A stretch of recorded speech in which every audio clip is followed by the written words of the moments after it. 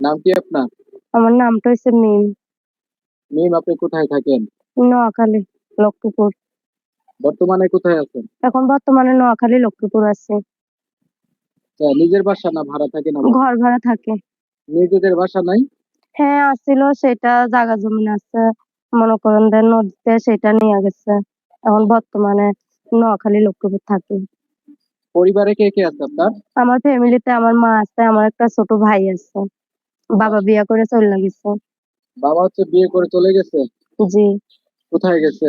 বলতে পারি না, আমার ঘরে খোঁজ খবর নেয় না, আমরা ওনার তালাশ তাকদা করেও পাইনি। খোঁজ খবর নেয় না, এটা কতদিন হলো? এটা অনেকদিন ধরে। অনেক ছোট থাকতেই বাবা বিয়ে করে চলে গেছে। এখন কোনো রকমে মা অসুস্থ মানুষ, তাই কোনো রকমে নিজে বাসা বাড়ি কাজ করে সংসার চালাই। বয়স কত আপনার? আমার বয়সটা 17। কি করেন? বাসা বাড়ি কাজ করি। এত সুন্দর একটা মানুষ বাসা বাড়িতে কাজ করেন? কি করবো, খাওয়া দাওয়ার অভাবে করতেছি। ভালো একটা মনের মানুষ পাইলে যদি আমাকে চালাইতে পারে, সহযোগিতা হেল্প করতে পারে, তাহলে জীবন সঙ্গী করবো মনের মানুষ। লেখাপড়া কতটুকু করছেন? ক্লাস 5 পর্যন্ত করছি।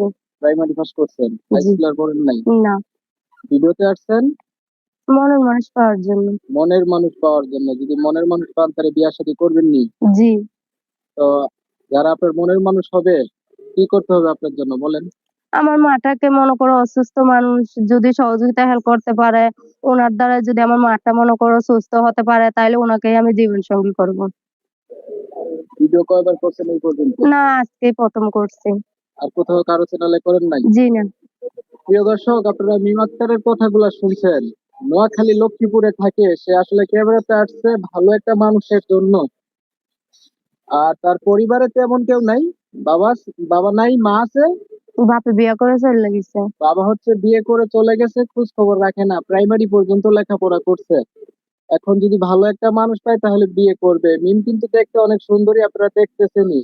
প্রিয় দর্শক, যারা যারা মিমের সাথে যোগাযোগ করবেন, ভিডিওর স্ক্রিনে মোবাইল নাম্বার যেটা থাকবে সেটাই মিমের, আমি দিয়ে দেবো। আপনারা অবশ্যই ফোন দিবেন, যোগাযোগ করবেন। ভিডিওটা ভালো লাগলে একটা লাইক দিবেন, শেয়ার দিয়ে ইমো মেসেঞ্জারে ছড়াই দিবেন।